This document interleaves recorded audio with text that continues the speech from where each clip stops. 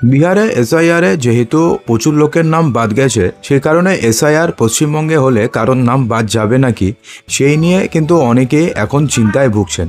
বিশেষ করে যাদের কাছে 11টি ডকুমেন্টস নেই, তাদের তো প্রায় অনেকেরই রয়েছেন যাদের রাত্রিবেলায় ঘুম হচ্ছে না।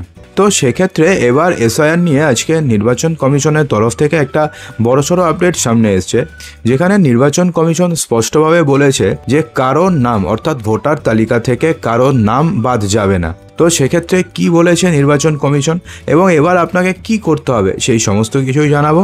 তবে তার পূর্বে আপনি কি চান যে পশ্চিমবঙ্গে এসআইআর হোক, কমেন্ট বক্সে জানাতে ভুলবেন না। এবং এখানে বলা হয়েছে যে আপনার নাম ভোটার তালিকা থেকে কেউ বাদ দিতে পারবে না, নতুন ব্যবস্থা করছে কমিশন। তাহলে এবার কি করতে হবে ভোটার? বলা হয়েছে যে কর্ণাটকে ভোট চুরির চেষ্টা হয়েছিল বলে অভিযোগ তুলে সরব হয়েছেন কংগ্রেস নেতা রাহুল গান্ধী।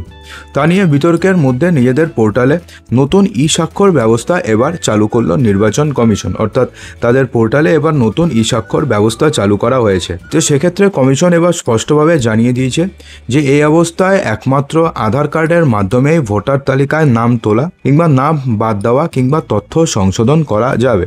অর্থাৎ এবার থেকে ভোটার তালিকায় নাম তোলা, নাম বাদ দেওয়া অথবা তথ্য সংশোধন করার জন্য শুধুমাত্র আধার কার্ড রাখা হয়েছে। তাহলে এতদিন কি নিয়ম ছিল? এতদিন নিয়ম ছিল যে ভোটার তালিকায় নাম তোলার জন্য ফর্ম 6 দিতে হতো, নাম বাদ দেওয়ার জন্য ফর্ম 7 এবং তথ্য সংশোধনের জন্য ফর্ম 8। অর্থাৎ কারোর নামে স্পেলিংয়ে কোনো ভুল ছিল সেটাকে ঠিক করবে, অথবা কেউ পদবি চেঞ্জ হয়েছে সেক্ষেত্রে তারা নাম চেঞ্জ করবে। তো সেই সমস্ত কিছুর জন্য ফর্ম 8 ছিল এবং ফর্ম ফিল আপের সময় ভোটারের এপিক নম্বর দিলেই হতো। অর্থাৎ সেগুলো ফিল আপ করে যখন আপনি জমা দিতেন তখন সেক্ষেত্রে শুধুমাত্র এপিক নম্বর দিলেই হতো, তার জন্য আলাদা করে কোনো তথ্য যাচাই করা হতো না। কিন্তু মঙ্গলবার থেকে চালু হওয়া নয়া ব্যবস্থায় 3টি ফর্ম ফিল আপের সময় আধার কার্ডের সঙ্গে যুক্ত মোবাইল নম্বর দিয়ে তথ্য যাচাই করা হবে। অর্থাৎ আধার কার্ডের সঙ্গে যুক্ত যে মোবাইল নম্বর রয়েছে সেই মোবাইল নম্বর দিয়ে তথ্য যাচাই করা হবে। দেখা যাবে যে যারা নাম বাদ যাবে তিনি নিজে আবেদন করেছেন নাকি অন্য কেউ। অর্থাৎ এমনটা তো নয় যে আপনার নাম বাদ দেওয়ার জন্য অন্য কেউ আবেদন করে দিয়েছেন, অর্থাৎ ইচ্ছাকৃতভাবে যাতে আপনার নাম ভোটার তালিকা থেকে বাদ চলে যায়, তো সেক্ষেত্রে তার নাম সে আবেদন করে দিয়েছে, এমনটা যাতে না হয়। তার জন্য কি হবে যে আধার নম্বরের সঙ্গে যুক্ত যে মোবাইল নম্বর রয়েছে সেই মোবাইল নম্বরে একটা ওটিপি আসবে, সেই ওটিপিটি দিলে পরেই তার নাম বাদ যাবে। অর্থাৎ এবার কেউ যদি এই শয়তানি করে কারোর নাম ভোটার তালিকা থেকে বাদ দিতে চায় সেক্ষেত্রে কিন্তু এবার দেওয়ার আর রাস্তাটা যদিও রইল, কেউ যদি জোর করে ওটিপি নিয়ে নেয় সেটা তো আলাদা ব্যাপার, কিন্তু নর্মালি কাউকে না জানিয়ে কেউ করতে পারবে না। তো এখন প্রশ্নটি হচ্ছে তাহলে কি করতে হবে এবার আবেদনকারীকে?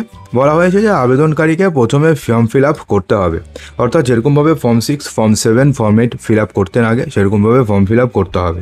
এরপরে ফর্ম জমা দিতে গেলেই স্বাক্ষর পোর্টালটি খুলবে, সেখানে আবেদনকারীকে নিজেদের আধার নম্বর দিতে হবে। অর্থাৎ স্বাক্ষর পোর্টাল খুললো, যেখানে নিজেদের আধার নম্বর দিতে হবে। তাতে ওই আধার নম্বরের সঙ্গে যুক্ত যে মোবাইল নম্বরটি রয়েছে সেই মোবাইল নম্বরে একটি ওটিপি অর্থাৎ 1 টাইম পাসওয়ার্ড যাবে, সেই ওটিপি দিলে তবেই যাচাই প্রক্রিয়া সম্পূর্ণ হবে এবং আবেদনকারীর আবেদন সঠিকভাবে জমা পড়বে।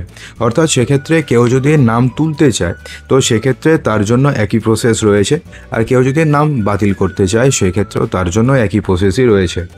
তো বন্ধুরা, আপনারা কি মনে করেন যে এর ফলে কি যে টোটাল ভোটার তালিকায় নাম তোলা অথবা নাম বাদ দেওয়া কিংবা সংশোধনের যে টোটাল যে প্রসেস রয়েছে সেটা আরও ভালো হবে নাকি এতে কোনো লাভ হবে না? আপনি কি মনে করেন? কমেন্ট বক্সে জানাতে একদমই ভুলবেন না।